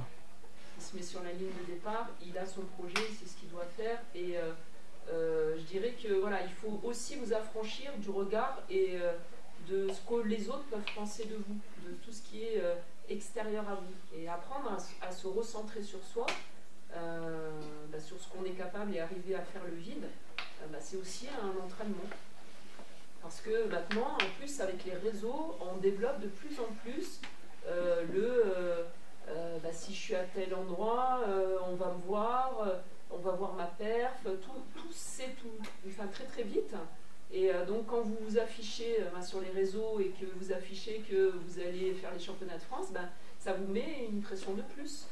Parce qu'il y a X personnes qui voient vos posts et puis qui se disent qu'ils sont peut-être en attente, ou vous dites qu'ils sont en attente.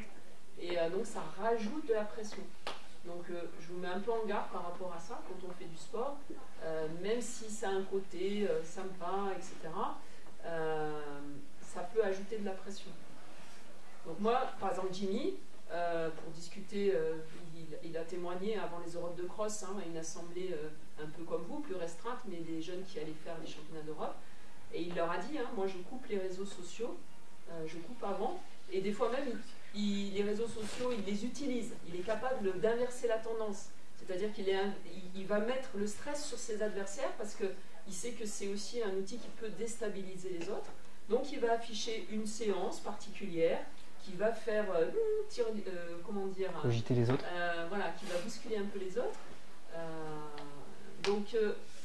Moi simplement je vous mets en alerte par rapport au réseau où le fait de donner une image de soi peut vous desservir. Soyez vous-même, soyez authentique, vous faites du sport pour vous, vous ne faites pas du sport pour tous vous abonner, etc. Est-ce qu'il y a d'autres questions?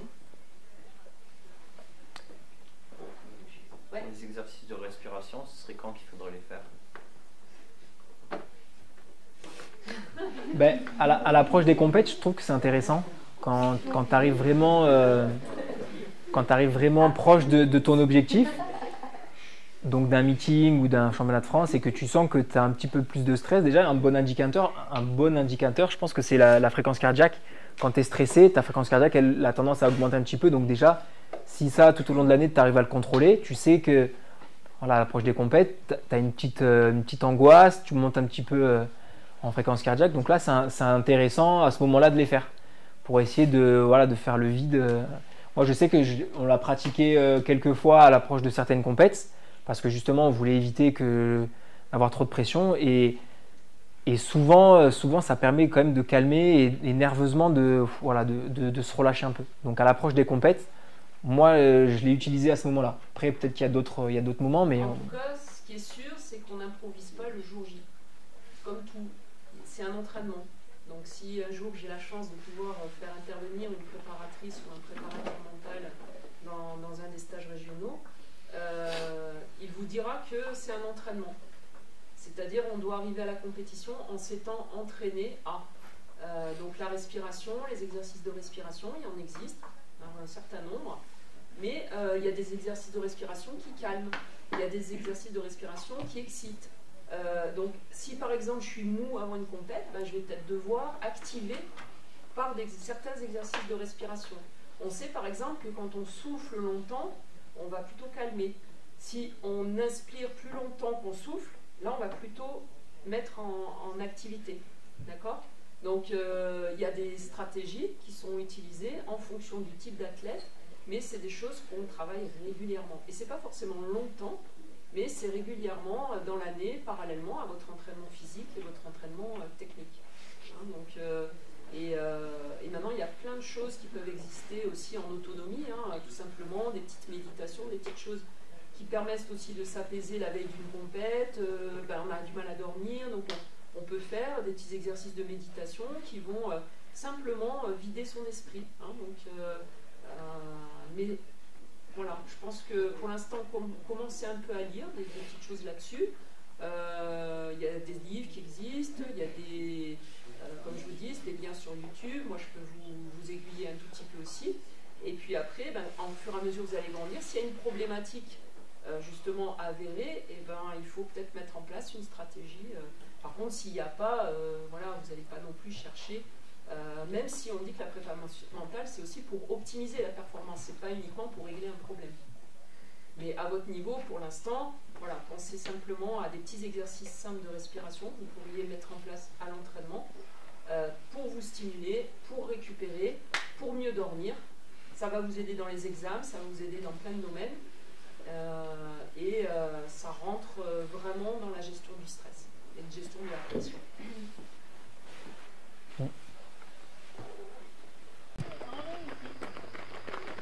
Non, mais viens Roger, viens là, tu vas dire bonjour là, voilà. C'est là on te filme là, tu vois. Bonjour à la caméra. On se voit. Là au moins là on est bon là c'est bon, tu peux les chronométrer. Ouais, mais tu peux là. faire. Il y en a là. Tu peux le faire avec eux, mais j'arrive là, tu pars pratiquement le départ. Bon, Roger Millot, je le présente plus parce que c'est un... Non, c'est pas la peine. C'est un...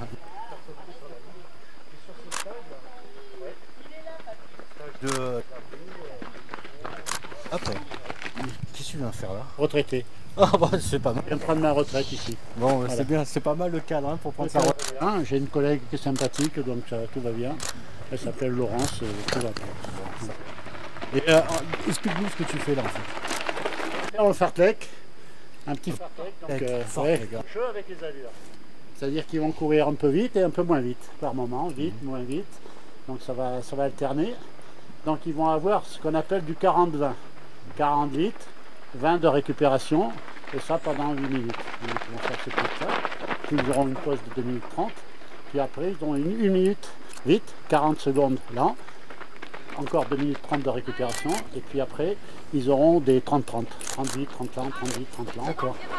Moi j'ai mon chrono, un soufflet. Oh, tiens. Voilà. Merci pour les internautes. Ça aide bon. Mais tout est millimétré en fait. Oui, on essaye.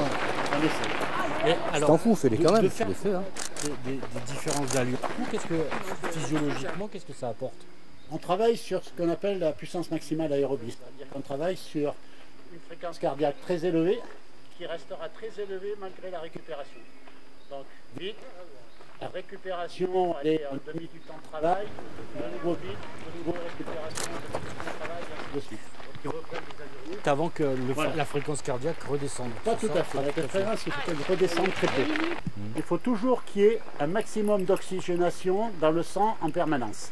Et ça, il faut que la fréquence cardiaque soit haute, puisque tout est en rapport avec ce qu'on appelle le volume d'égestion systolique. C'est-à-dire que le cœur, il doit taper, renvoyer du sang et donc de l'oxygène pendant l'effort. C'est simple. Donc là, vous avez fait plusieurs pompes. Ouais, moi j'ai le groupe des 800. Les petits jeunes qui vont vite. Il faut qu'ils courent vite. Voilà, c'est ça. Boucle. C'est des allers-retours, enfin, c'est une petite boucle qui est à peu près à plat, avec un sol qui n'est pas extraordinaire parce que les années précédentes, le sol était agréable. Ça va leur changer de la piste hein, pour ceux qui font de la piste. Oui. Hier, on a fait de la pelouse, donc avec des sols très souples. Après la pelouse, on a fait un peu de terrain dur, donc on a fait des sensations différentes entre le mou et le dur. Et là, aujourd'hui, c'est autre chose, c'est nature, pleine nature. Il faut s'adapter. Ils étaient en forme ce matin, vous les voyez et tout. On va voir après. Merci, merci Roger.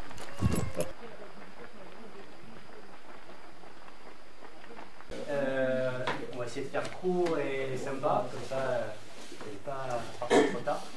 Donc moi, je m'appelle Stéphane, je suis triathlète, je n'ai rien à voir avec l'athlétisme, mais j'ai eu la chance de faire aussi du sport de haut niveau. J'étais footballeur professionnel et bon, après ça s'est arrêté. J'ai enchaîné avec le haut niveau en boxe, j'ai fait de la compétition en boxe anglaise et aujourd'hui je fais du triathlon depuis plusieurs années et je suis spécialisé dans le sport, je suis kiné et ostéo et d'ailleurs je reviens juste sur le fait de ne pas abandonner les études, de passer son bac, parce que des fois on pense qu'on va réussir dans le sport et finalement on s'y attend pas et ça s'arrête. Donc moi j'ai eu la chance de pouvoir rebondir et faire kiné et ostéo alors que je gagnais ma vie déjà dans le sport.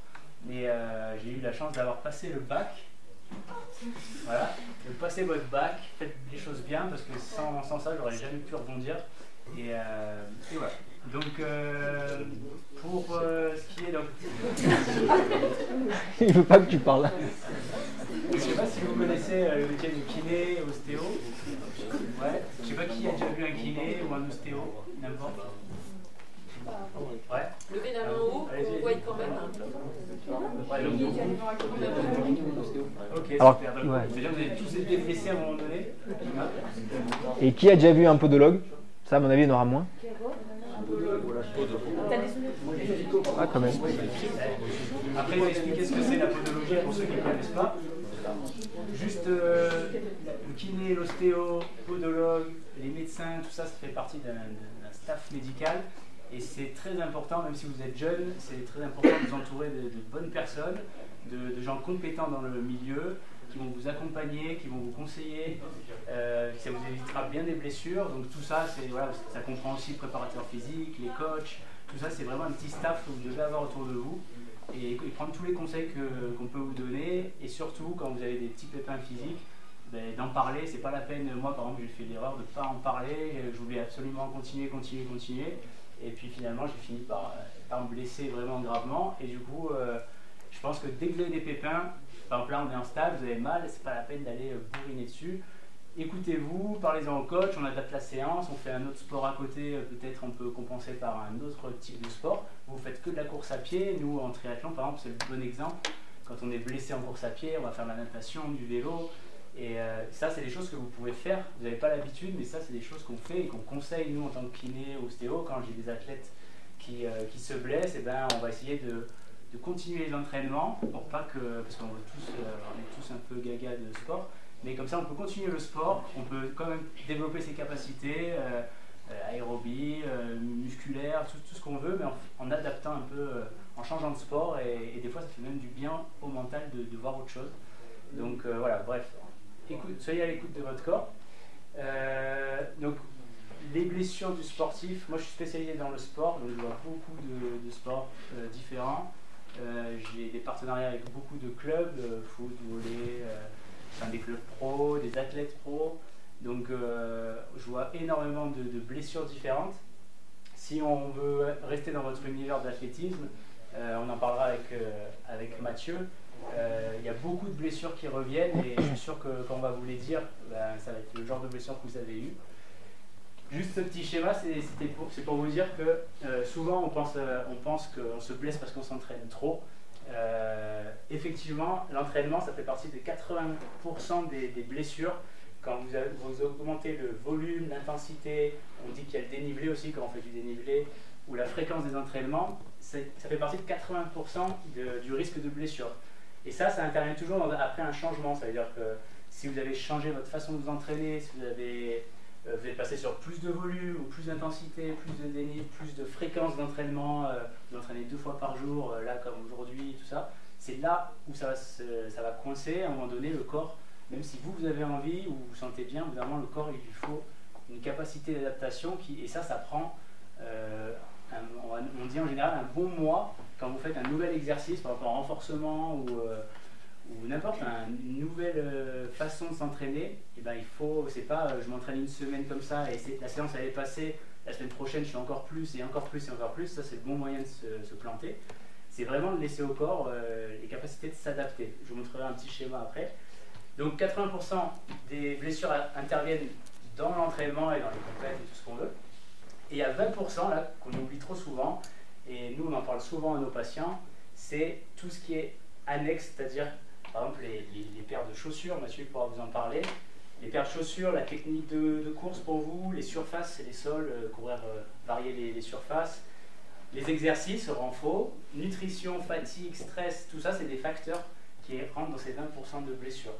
Donc, et ça c'est des facteurs parfois non perçus, j'ai marqué. C'est parce qu'on ne pense pas souvent, voilà, on mange mal, c'est risque de blessure. On est trop fatigué, on enchaîne l'école, tout ça, on ne se repose jamais. Le week-end, on a envie de faire la fête avec les copains, mais vous faites du sport quand même à bon niveau et vous voulez peut-être aller encore plus loin. C'est important de penser à se reposer, sommeil, pareil, on en parlera. Le stress, ça peut être tout type de stress. Ça peut être le stress, vous êtes stressé par les parents, vous êtes stressé par l'école, vous êtes stressé...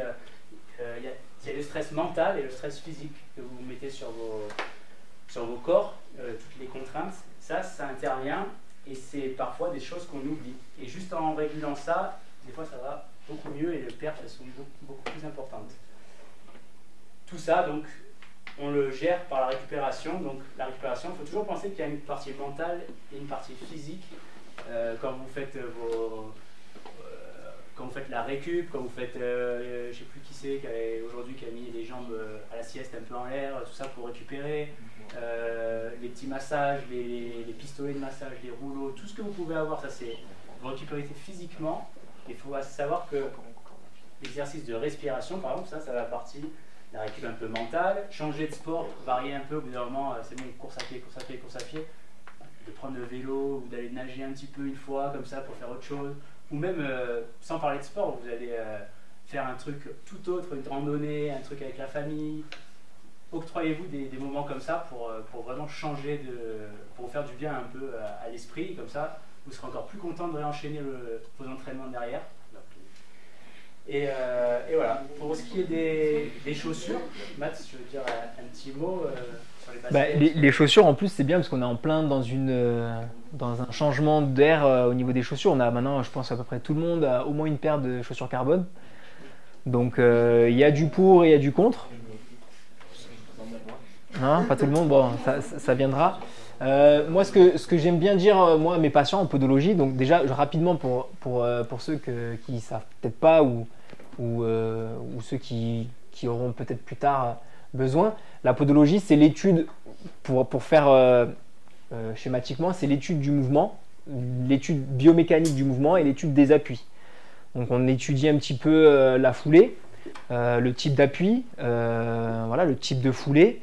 On regarde aussi tout ce qui est amplitude au niveau de la cheville, qui va aussi du coup impacter beaucoup de choses au niveau du genou, des hanches, du dos. Donc voilà, la podologie, c'est un petit peu ça, d'accord, schématiquement. Donc moi, je sais que j'ai tendance à dire à mes patients que c'est bien d'avoir plusieurs types de chaussures. Il y a les chaussures très légères, les chaussures plutôt footing avec un bon amorti. Et les chaussures, ben voilà, maintenant avec les lames carbone pour vraiment aller un peu plus vite. Moi, ce que j'aime bien dire, c'est de varier le plus possible. Donc, la contrainte, c'est d'avoir plusieurs paires de chaussures. Donc, parfois, on n'a pas toujours envie d'avoir, enfin, on n'a pas toujours la possibilité d'avoir plusieurs paires de chaussures parce qu'on est étudiant, parce que ben voilà, les paires de chaussures, c'est un coût. Donc, très important de varier au maximum. Moi, j'ai des patients parfois qui viennent me voir et qui me disent voilà, c'est quoi le mieux? Est-ce qu'il faut courir en minimaliste ou est-ce qu'il faut au contraire mettre beaucoup d'amortis au niveau des chaussures? Ou est-ce qu'il faut mettre du carbone? Voilà, les gens ne savent pas trop. Moi, je pense que vous devez faire en sorte d'être capable de courir avec n'importe quel type de chaussures, que ce soit minimaliste, chaussures avec un amorti ou les lames carbone. C'est bien de pouvoir courir tout le temps avec par exemple, moi, à titre personnel, les footings, je fais toujours avec beaucoup d'amortis pour limiter au maximum les chocs. Quand je fais des séances sur piste, là, j'ai des chaussures du coup un peu plus minimalistes. Mais voilà, du coup, je suis toujours en train de varier le type de chaussures et ça évite pas mal aussi les blessures parce qu'on parlait tout à l'heure que justement le changement de chaussures fait qu'on peut se blesser. Si vous avez l'habitude de courir avec plusieurs types de chaussures déjà un peu tout le temps, on va limiter aussi un petit peu ce risque-là. Donc ça, c'est assez intéressant. Pareil, je ne sais pas, est-ce que vous savez ce que c'est le drop dans une chaussure? Tu peux nous dire? Alors, en fonction en fait, la taille du drop, ça va être la taille d'amorti entre le talon et la différence entre le talon et les doigts de pied. C'est ça. Elle peut varier entre 0 et une douzaine. Et une douzaine, c'est ça. Donc c'est la différence, comme il a dit, hein, entre l'arrière-pied, entre l'épaisseur de l'arrière-pied et l'épaisseur de l'avant-pied. Donc ça, c'est pareil, c'est bien d'avoir... Là, si vous êtes dans une démarche un petit peu plus professionnelle, c'est bien de savoir vos chaussures, quel type de drop c'est. Voilà, si c'est un drop 8, si c'est un drop 12, si c'est un drop 4. Ça permet aussi de jouer un petit peu différemment, notamment au niveau du tendon d'Achille, parce que plus le drop est court et proche de 0, plus le tendon d'Achille il va être en action, donc il va être tendu. Plus le drop est élevé, donc ça veut dire que plus le tendon d'Achille est un petit peu, on va dire, laissé tranquille, et un peu moins étiré. Donc ça, c'est bien aussi de jouer sur ces différences-là.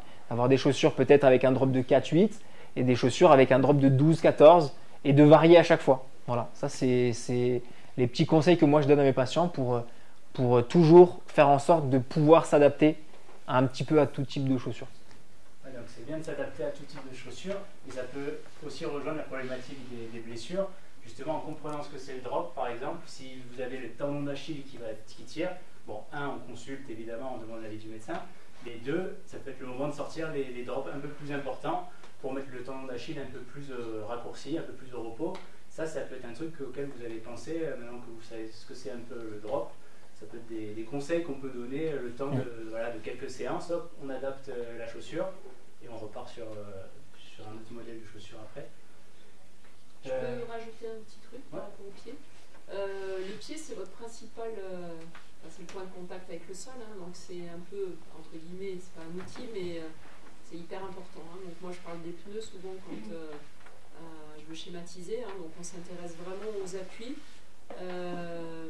Il faut éviter de penser que la chaussure va faire les choses à votre place. D'accord? Vous êtes encore jeune en plus, donc prenez le temps de soigner vos pieds, de les masser, ils en parleront peut-être après aussi, de les renforcer, de faire beaucoup d'exercices de proprioception, des exercices de renforcement au niveau des appuis, parce que de plus en plus, on pense que c'est la chaussure qui va nous permettre effectivement de limiter les blessures, mais du coup, on laisse le pied de plus en plus passif et on ne fait rien pour lui.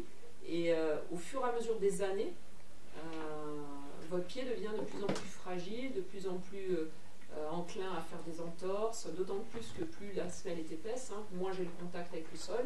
Moi, les athlètes qui font des séances en nature avec les carbones, ils ont les pieds qui ne tiennent pas. Hein. Il y a des athlètes qui sont hyper perturbés et qui veulent faire que de la route, qui veulent faire que de la piste, parce que dès qu'on les met dans des chemins, ils sont perdus. Hein. Dès qu'il y a un virage, ils ont les pieds qui partent. Donc ça, bien sûr, ça dépend aussi de son type de pied, de ce qu'il maintient. Mais pensez aussi que vous avez des ligaments. Hein. Il y a les tendons, il y a le tendon d'Achille, il y a des ligaments. Il y a plein de petits os dans le pied et Enrico pourra vous montrer quelques petits exercices, c'est le spécialiste du pianiste du pied. Il y a des personnes il y a des petites vidéos qui circulent aussi qui peuvent vous montrer des petits exercices, mais n'oubliez pas de renforcer vos appuis. Ouais, très important. Juste, je rebondis sur ça. Nous, la principale raison de consultation en cabinet, la plupart du temps, on voit une pronation excessive qui est de l'ordre de 90% des coureurs. Okay, donc cette pronation excessive va provoquer plein de choses. Mais pour éviter justement cette pronation excessive, c'est l'affaissement de la plantaire. C'est qui s'affaisse. Voilà, c'est le pied qui part vraiment à l'intérieur. C'est le mouvement donc le pied doit rester dans l'axe quand il part vers l'intérieur, d'accord. Donc vraiment. D'ailleurs, j'ai regardé, hein, moi, maintenant, ouais, Laurence aussi, mais moi j'ai regardé aujourd'hui sur le fartlek, il y en a plein qui posent le pied, voilà, qui partent à l'intérieur. Bref, tout ça pour dire que ça, donc cette pronation va provoquer un certain nombre de réactions un peu de partout. La première chose pour contrer cette pronation-là, c'est ce que disait Laurent, c'est le renforcement donc, au niveau du tibial postérieur. Donc c'est le muscle qui est antipronateur. Si vous faites jamais d'exercice de proprioception que vous renforcez pas, votre muscle tibial postérieur, il va pas faire son taf, donc votre pied va partir à l'intérieur et là ça va provoquer des tas de problèmes. Donc d'où l'intérêt vraiment de faire de la proprioception. En plus de ça, pour le coup, la proprioception, c'est pas un exercice très difficile et très physique. C'est assez facile de muscler un pied quand même. Donc c'est pas ça qui va faire en sorte que, vous pouvez quasiment le faire tous les jours. Donc ouais, important de vraiment bien muscler le pied. C'est important de faire de la proprio comme on a fait, en mode statique, mais pas uniquement. Hein, donc ça peut être des petits exercices dynamiques de rebond d'un pied sur l'autre, les yeux ouverts, les yeux fermés. Hier on en a fait. D'équilibre comme Roger vous a fait. Avec Roger, ouais, c'est ça, je voulais dire. Voilà, ne pas oublier que la proprioception, on ne court pas en restant sur place. Hein. Donc il faut progressivement aller vers une proprioception active qui aille vers le geste de course à pied et qui simule ce qui peut se passer quand je vais avoir un problème de terrain. Donc là, on a parlé juste des pieds, parce qu'on parlait de la podologie, des chaussures, tout ça. Moi, je vais oublier de vous dire la différence entre kiné et ostéo, parce qu'il y a beaucoup de gens qui ne savent pas, comme ça vous le saurez à peu près. Hein. C'est quand vous allez voir le kiné, souvent c'est de la rééducation. Ça veut dire qu'on passe souvent par la phase kiné quand on a une blessure, quand on a une fracture, quand en fait on rééduque le membre à fonctionner. Donc si vous avez pété le poignet, on va chez le kiné, on rééduque la main. Quand vous fracturez autre chose, nous on est là pour faire en sorte que vous remarchiez bien, que vous recouriez bien. Et c'est vraiment de la rééducation. Alors que l'ostéo, c'est une vision plus globale. Souvent vous venez avec une blessure et l'ostéo, on vous regarde un peu de la tête aux pieds et on va regarder d'où ça peut venir ce truc-là, une tendinite, quelque chose. On ne va pas se focaliser sur la zone. On va essayer de chercher peut-être un déséquilibre autre part qui fait qu'il y a trop de compensation d'un côté ou que pourquoi s'il y a une surcharge à ce niveau-là. Donc vraiment l'ostéo c'est une vision plus globale et ça ne remplace pas du tout la kiné, c'est vraiment différent. Souvent il y en a qui confondent un peu, mais c'est deux métiers différents et voilà. Retenez, l'ostéopathie c'est une vision globale du corps et la kiné c'est la rééducation d'un endroit en particulier de votre corps et c'est comme ça à peu près que ça se différencie. Juste en fait, ça paraît compliqué, mais je vous explique juste pour que vous ayez en tête les blessures. On revient encore sur les blessures. Vous, quand vous vous entraînez, en fait, donc là, on a le stress. On appelle ça le stress, c'est le stress mécanique. C'est les contraintes que vous avez quand vous courez. Hein. Et c'est le stress en fonction du temps. Là, en gros, on est à niveau 0, aucun stress. Donc, quand il n'y a pas de stress, le corps ne s'adapte pas. Le corps, c'est une fabuleuse machine. Vous pouvez lui faire n'importe quoi. Tant que vous y allez progressivement, le corps va s'adapter. Vous pouvez augmenter la charge d'entraînement progressivement. Votre corps, il va réussir à s'adapter. Et souvent, on se blesse, je vous ai dit, quand on va trop vite dans le volume, dans l'intensité, tout ça. Là, dans ce schéma-là, c'est juste pour vous montrer à quoi ça ressemble, les contraintes que vous devez mettre. En gros, là, c'est la zone. Donc là, il y a zéro stress, c'est-à-dire je mets zéro contrainte sur mon corps, donc il y a zéro adaptation. Là, l'envers, c'est le stress minimum qu'il faut pour créer de l'adaptation. Donc, si on ne fait rien, mon corps ne va pas s'adapter. Si je fais un minimum je lui mets des minimums de contraintes, là, le corps va commencer à s'adapter. Et là, c'est la capacité maximale d'adaptation du corps, c'est-à-dire que là, c'est la zone rouge, c'est le corps. À un moment donné, à un instant T, il ne pourra pas s'adapter plus. Donc là, on voit bien que par exemple avec de l'entraînement, la capacité max d'adaptation, elle va augmenter. Okay, si vous courez de plus en plus, si vous rajoutez du renfort et tout ça, vous allez pouvoir repousser cette capacité d'adaptation du corps. Et donc vous, là, vous êtes la petite zone bleue. Donc vos petits entraînements, là, ils sont là, il y a des cycles, okay, avec des phases de repos, où vraiment, là, je suis sous la phase minimum, où je me repose, okay, ça, c'est des cycles. Par contre, dès que je viens osciller entre le minimum et le maximum, c'est cette phase-là qui est intéressante. Et c'est là où on dit, on frôle toujours un peu la blessure, on est toujours à la limite de la zone rouge, là. C'est parce que, justement, il faut osciller autour de la limite pour créer de l'adaptation. C'est là-dedans que ça se passe. Donc, si je me fais jamais mal à l'entraînement, ben, je vais rester là. Ça sert à rien. Si là, j'inclus des cycles où je vais m'entraîner plus costaud, on crée l'adaptation, le corps va se renforcer, va permettre d'aller plus loin. Et quand je passe cette zone, si j'ai le malheur de vraiment passer cette zone, c'est là où interviennent les blessures. Donc, c'est là où on va avoir des douleurs pendant l'entraînement. Je cours, j'ai mal. Après l'entraînement, j'ai mal. Le lendemain au réveil, j'ai mal. Ça gonfle, ça devient rouge. Ça, c'est des signaux d'alerte. Et c'est souvent qu'on a dépassé cette capacité d'adaptation et c'est là où on est allé trop vite. Okay, donc, c'est juste pour que vous visualisez ça. Sachez qu'il faut toujours être dans cette zone-là. Donc voilà, mais il faut s'écouter pour ne pas dépasser cette zone. Et comme ça, vous créez l'adaptation et après, vous pouvez vraiment... parce que souvent, voilà, on veut performer trop vite ou on veut suivre son collègue devant, mais on n'est pas à ses allures. Et puis au final, ben, on finit dans le mur parce que c'est pas notre zone du tout, on est passé bien au-delà. Donc c'est pour ça qu'il faut écouter les coachs quand ils vous parlent d'allure, qu'ils vous parlent de disponibilité, tout ça, il faut le mettre placer au bon endroit dans les séances, quoi.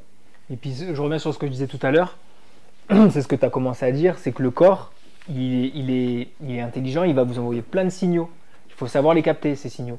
Parce que les coachs, ils sont là pour vous aider et pour vous dire certaines choses, mais ils ne peuvent pas ressentir ce que nous, en tant qu'athlètes, on ressent.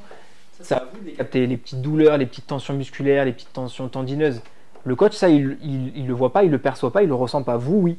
Donc c'est très important de capter ces signaux et de ne pas les laisser de côté et se dire, bon, bah, allez, aujourd'hui j'ai mal, demain ça ira mieux. Et... Non, capter ces signaux parce que ça veut dire que le corps, il a réagi à quelque chose, donc c'est important. Dès que vous sentez un truc bizarre, en fait, si c'est pas des courbatures, si c'est pas...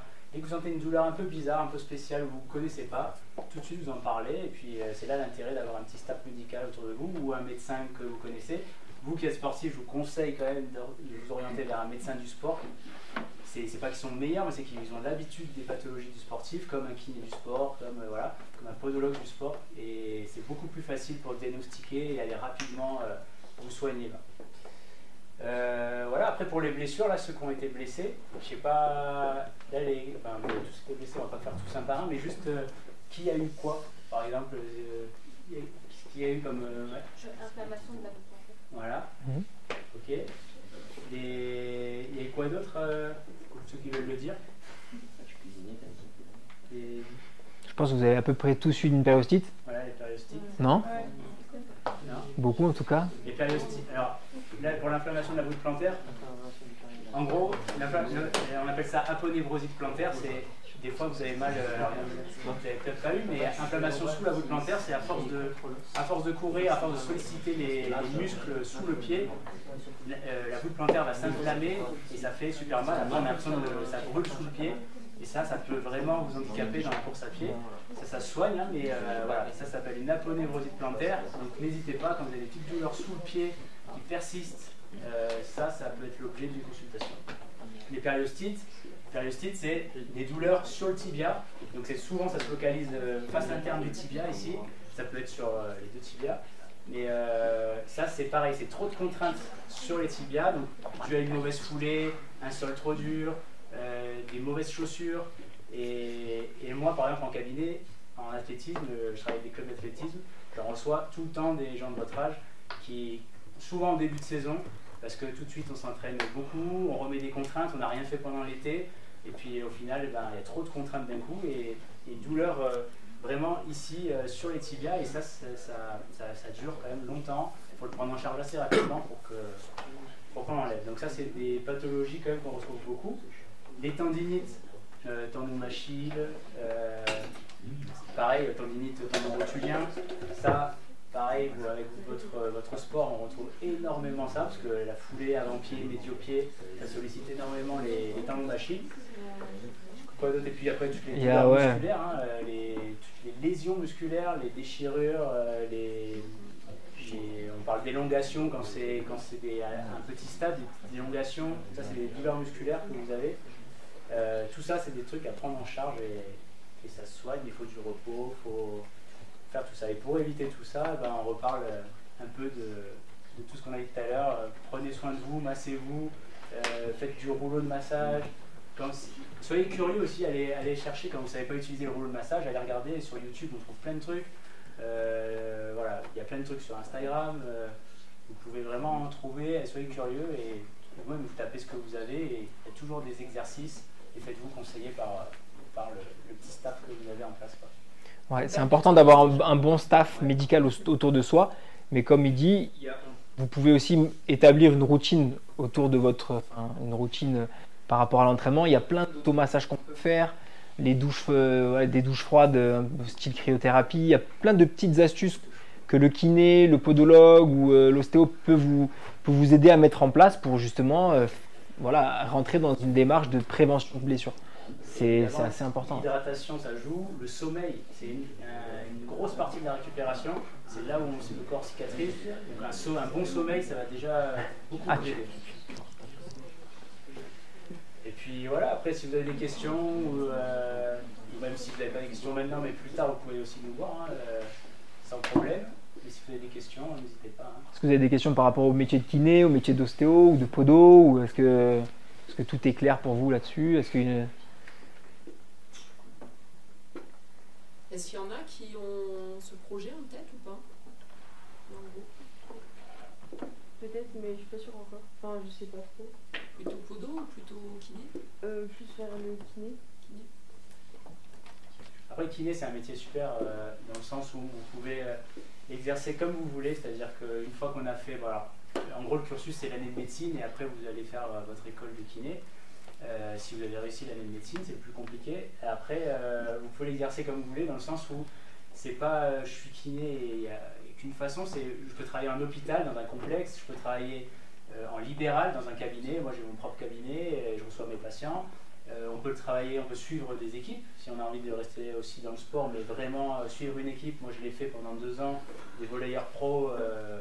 Voilà, on suit l'équipe, on part avec eux, on a la vie d'un professionnel en quelque sorte et on les accompagne.